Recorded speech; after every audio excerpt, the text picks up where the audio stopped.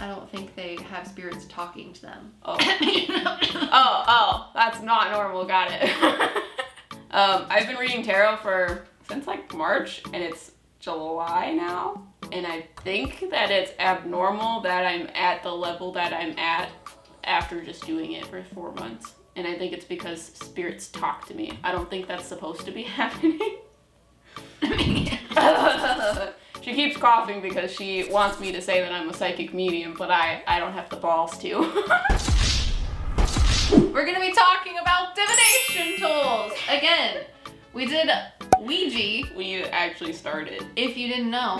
It's already on there, isn't it? I see the little red dot. But we need to be like, hi, I'm going to. oh, okay. We talked about Ouija. Now we're gonna talk about tarot.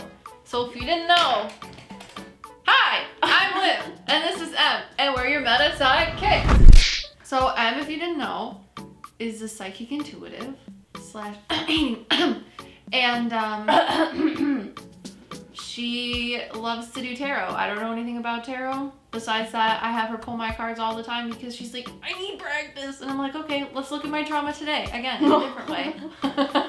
Exactly. So tarot, if you didn't know, started out, we thought in France, but then Em did some super skookum research on the interwebs, and it actually started in Italy, and it was originally called Tarocchi, which is great, because Todoroki. Todoroki, because we weaves. But Tarocchi was actually a modern day, at that time, bridge-like game, which we don't know how to play bridge either. Because we're not old ladies. Rude! There's probably people that play bridge. That were taught by old ladies. Well, I think my cousins know how to play bridge. I just don't know. Okay, let's talk about your great aunt Lil, old lady. She's like, and I 100% was great at bridge, no matter what my sister said. That makes a lot of sense. It literally makes all of the sense. I'm just letting you know. Because I'm like, my cousins know how to play it, and then my great aunt, who's dead, who we were talking to, is like, yeah, because I taught them. I'm like, yeah. Oh no. There's a lot of different people that put in things to tarot to make it what it is today, because again, it started out as a game instead of like a mystic divination tool. But there was a guy, his name is Tony. Antoine de... His name is Antoine Court de... Antoine Court de Gébelin. Antoine linked Egyptian gods to tarot meanings. Yes, he wrote a very popular book that linked ancient Egyptian ideas to tarot cards. But when we were researching it, his spirit started talking to Liv and told her very interesting information about how the ancient Egyptian people used a form of tarot cards back then as well. Apparently, because it makes me uncomfortable because when I do readings, especially psychic medium readings, I have someone there to validate what I'm saying. Yeah. But since nobody's here to validate what I think this old French man is telling me, right? He said that he wrote this book on Egyptian tarot meanings because his past life came to him that was an Egyptian man in his dream, right? Yes, in a dream, and said like, hey, we used to have this type of divination tool in Egypt. And I was literally writing the notes down in my notebook to say, oh, okay, so tarot was like a part of Egyptian culture. Like everyone used it, like how everyone uses it, or like normal people can use it today. And the spirit made me stop, scribble it out, and write, no, only like higher priests and like religious heads of whatever in Egypt had tarot cards, or their version of tarot cards. He's like, so that's why no one's found them, because they were made of paper. And only certain people have them. That's what the spirit of Tony has to say about it. But like, a lot of people thought that I was really weird because I'm a Frenchman talking about Egyptian things, but like this, like my past life came to me and said that this is how it was. So and the fact that he's saying things about ancient Egypt, and the fact that they literally used cards as divination tools. I mean, the Aztecs used scrying mirrors. Watch that video. So it makes sense that Egyptians would use tarot because he linked it specifically to, I guess, like mostly Thoth, which was the ancient Egyptian god of like language, writing, pictures, and I guess he was the scribe or like assistant to all of the higher gods. So if you're literally using tarot to talk to spirits or like higher powers, Thoth, the Egyptian god of all of those things, would have all of that. Yes. Yeah. And it would come through as pictures, which are in tarot cards, and any other form of like written language on the cards. So it just seems too perfect. Is there like proof that that's a thing, or it's just something that that man told you? I have no idea. Is there weird. proof of it? I don't know. It's weird that Yu-Gi-Oh has cards that are similar to that as well. Really? I don't know. Why would they get Yu-Gi-Oh cards from Egyptian culture? Winged Dragon of Ra! Behold the third Egyptian god!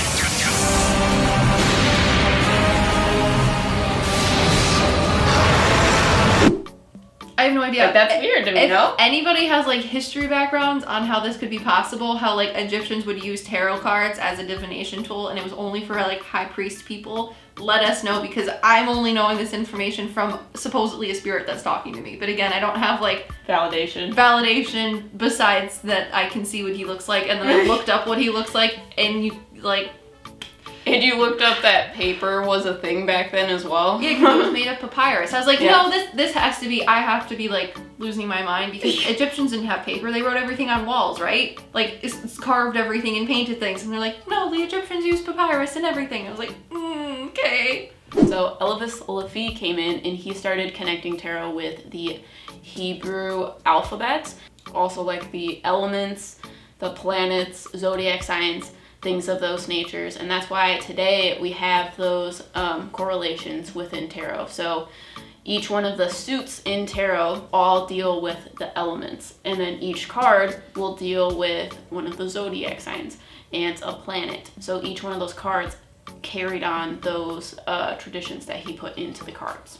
So at some point after that, it then moved on to Arthur Edward Waite. He partnered with Pamela Coleman Smith, and they created what is now known as the most traditional tarot deck, which is the Rider-Waite Smith deck.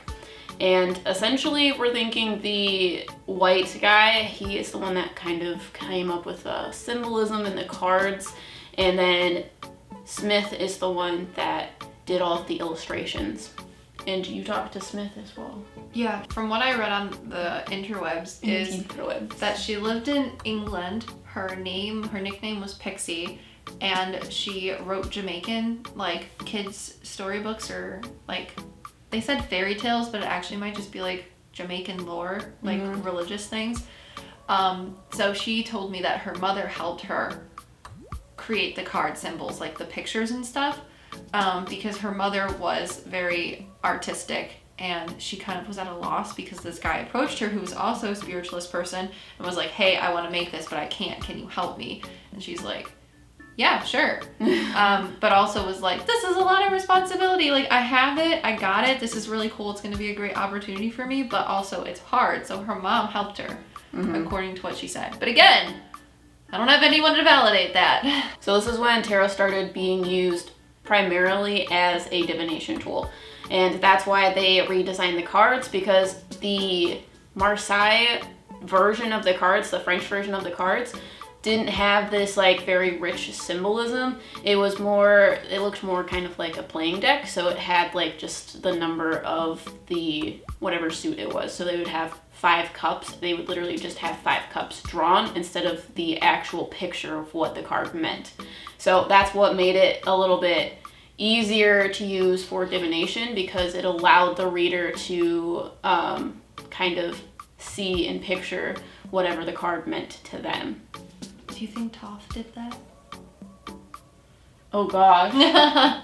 You think this Pamela girl was like being tranced almost? Maybe. Trance mediumship? Maybe. Why do you feel like that? I don't know. Well, because if he's the god of writing, communication, language, and like stuff like that, but Eliphas was possibly Jewish, and he used all of the Jewish symbols and like cups, pentacles, whatever, but everything started as a bridge game, which is numbers, then it makes sense that the numbers of the playing cards go into the symbolism that Eliphas used for pentacles, cups, swords, wands, etc.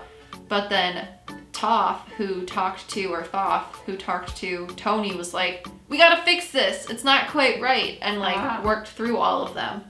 That makes sense. To make pictures, which were very close to the Egyptians, as well as written language, which was close to the Egyptians and everyone else, and symbols, which are also Egyptian things.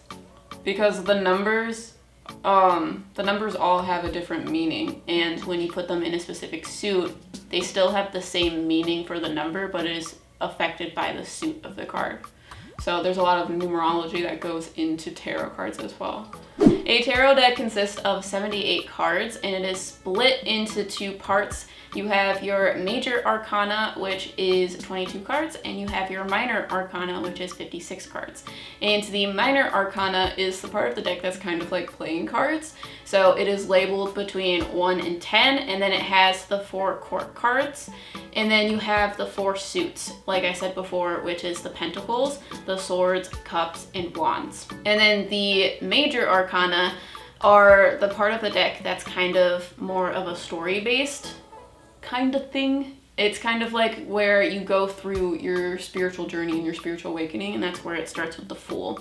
So that's why the Fool is labeled as 0. I have a question. Can we use normal 52 cards to do tarot? Yes, but it would only be using of the minor arcana, but you can do that for sure, yes. I have a question. Yeah. Could we use Cards Against Humanity cards as a tarot deck? I think that would be more like an oracle deck, but why not? Patreon content. Yes, there is, there's traditional tarot decks. So, tarot deck. There's also oracle decks, like my Dragon Wisdom deck. And they're different. If you want to start out with tarot, you want to find the 78 card packs that are labeled tarot, but there are oracle decks and they have very different meanings to the traditional tarot, just so you guys know. But a lot of people have this belief that you have to be gifted your tarot deck, which is completely false. You can go and get your own deck. However, if you do get gifted a deck, it's usually something that you need. So my deck, this deck was gifted to me by no other than Liv. And this deck likes to talk about relationships. This was one of my first decks, and a lot of people also ask the questions of like, why do you have so many decks? Do they do anything different? They're the same meaning, so why would it give you different messages? And each one of the decks has kind of their own energy. So Liv's a psychic medium, and she can essentially talk to you're just objects. gonna give me these? It smells like mystical things. But the cards in itself have like a personality or an energy to them based upon the person that created it, putting their intention into it, also their symbolism and how they have the depictions and images on the cards as well.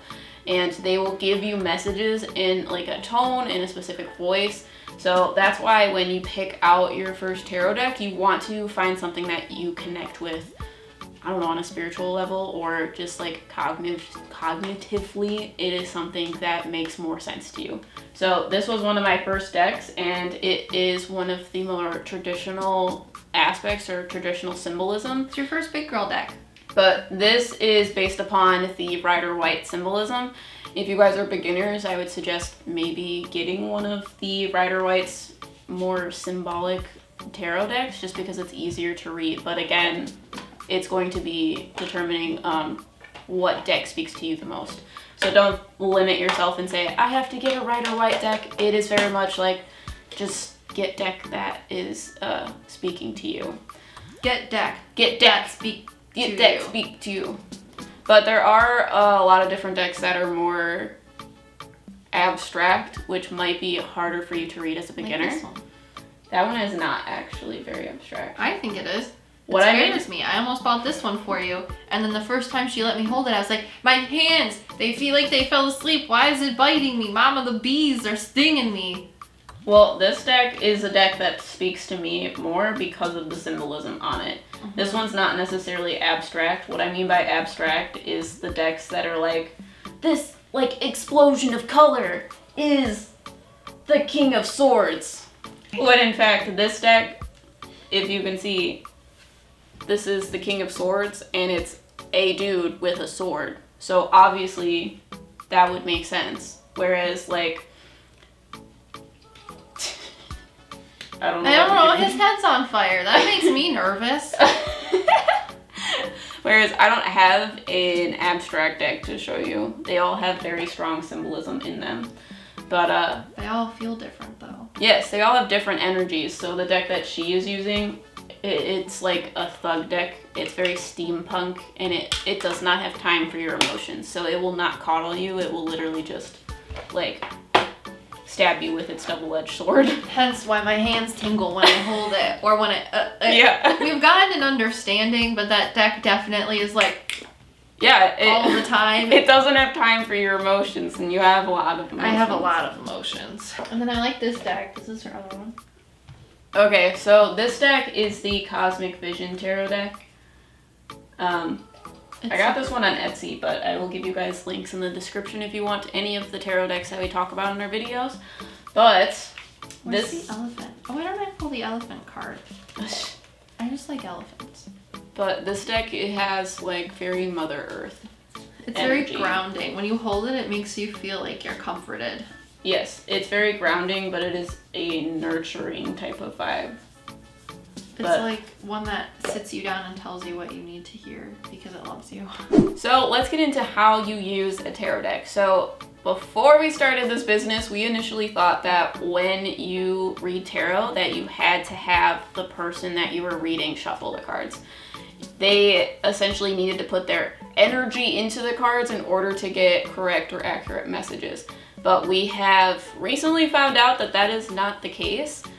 Their energy isn't necessarily the thing that determines what the cards are. It is the spirits around them. So their spirit guides, their ancestors, their higher self. Deities. Yes. We had a deity pull cards for this girl who, goddess. Goddess. We were doing a tarot versus psychic medium reading, and this goddess literally was pulling cards and validated who she was using the deck that we just showed you. It's wild. So instead of your client's energy pulling the cards, it is the spirits around them. So that essentially means that anyone can shuffle the deck and pull the correct cards out. Spirit will make sure that the cards that need to come out will come out. So now that we know that, how you actually do a tarot reading is you want the cards shuffled, and there are a lot of different ways of pulling cards out. You can shuffle until they fly out and just read the jumpers. You can also shuffle and pull off the top or in the middle, like fan them out and pull cards randomly. So it's just something that you want to decide on your practice. So how you interpret the cards is going to be based on what is best for you as well. But there are people who read spreads, and the spreads are kind of like a pattern in which the cards are laid out, and each placement in the spread it has like a meaning for the cards. So if you were doing a love reading, you can have the first placement be what your loved one feels about the relationship. Your next card would be how you feel about the relationship, and your last card would be guidance about your relationship. So there are a lot of different traditional spreads that people use. You can also make your own spreads. But there are tarot readers that do not use spreads, and they just pull cards and essentially read them like a book, or just how they come out and how they interact with each other. So they don't need a specific meaning for each one of the cards. They read it more intuitively, and it's more organic. When I got tarot readings the first time, they would have me shuffle the deck and then say, okay, split the deck and then give me the one that you want me to read. So literally, however I split it, whether it was little, big, half the deck, most of the deck, none of the deck, and give it to them, she'd read it one off another. Oh my God. Taking cards off the top. And then if I had a certain question, she'd be like, do you have any questions based on your reading? And I was like, well, yeah, I want to know more about my boyfriend. And she'd be like, okay. She's like, here, pick a card from the deck that I didn't give her. And I would pick out a card. She's like, that's your answer. That's weird. Yeah. So when we started doing tarot with these spreads, or how we do it now without any spreads, reading it like I was like, this is weird. Yeah, but if you want to see how Tall Emily reads it, she's the one that kind of just pulls cards and reads them in a line. I read them more in like an Ogham style. Manner. Yes. So we did a video on Ogham with Julie, and the way that she reads her ruins or her cards is she pulls the cards and then throws them out in front of her. So anything that is closest to her is the problem or the past. And then things that are further away from her are either the solution to the problem or they are things that happen more into the future. And then you read it kind of like a tree. So you go up the trunk of the tree and then the branches you read outward. And anything that is on the right side of your spread is more positive. And anything on your left side is more negative or kind of like something you're struggling with. So as you probably have guessed, each one of the tarot cards has a different meaning, but this meaning is determined on the orientation of the cards. So if it is upright, facing upwards, it has its original meaning, but if it is upside down or in reverse, it has the lack of the meaning. But because I do this Ogham throwing out kind of spread, it allows my cards to flip sideways, and for me, a sideways card is read as like a decision that you have to make, or is some sort of thing that is determined by your actions. So that card can literally be read as you are either going to do the upright version or you're going to do the reverse version of this card. So if you guys have any certain ways that you like to do tarot spreads, like your favorite spread is the love spread, or your favorite is past, present, future, or if you've ever done like casting with your cards, like how Em and I are talking, let us know in the comments below. Do you have any crazy tarot stories where like cards flew out, they stuck to someone's forehead, they were like, oh no, the cards got me? We need to know about it, and you can share those stories in the comments or go to our website and give us your spooky paranormal tarot stories by clicking on the extras tab located at the top of the screen. Also, if you want to make a reading. Well, also, if you guys talk to spirit guides while you're reading your cards, let me know because I need validation. Em just wants to know if she's a normal pickle or not. It's weird. Don't make me cough again. But if you guys are interested in a reading, I'm a tarot reader. I will link it down in the description below and you can make a reading with us. But it's even more fun when we do it together. Yeah, we do. So Liv is a psychic medium. She does psychic medium readings, obviously, but we do them together and it's even more fun. It really is. It's so fun. So make sure you guys check that out. If you guys are interested, we will link all of that in the description below. However, while you guys wait, check out our podcast where we go into even more detail and check out these videos next. However, in our next video, what are we doing? We're talking about pendulums. We're going to talk about Dowsing. pendulums. It's gonna be a good time, guys. So make sure you guys subscribe, hit that notification bell, and we'll see you guys in the next one. Because we are your Meta PsycKicks. I'm just letting you know that when you started talking about it, they were like, you're going to be a boy. That's why I said it. So, whatever.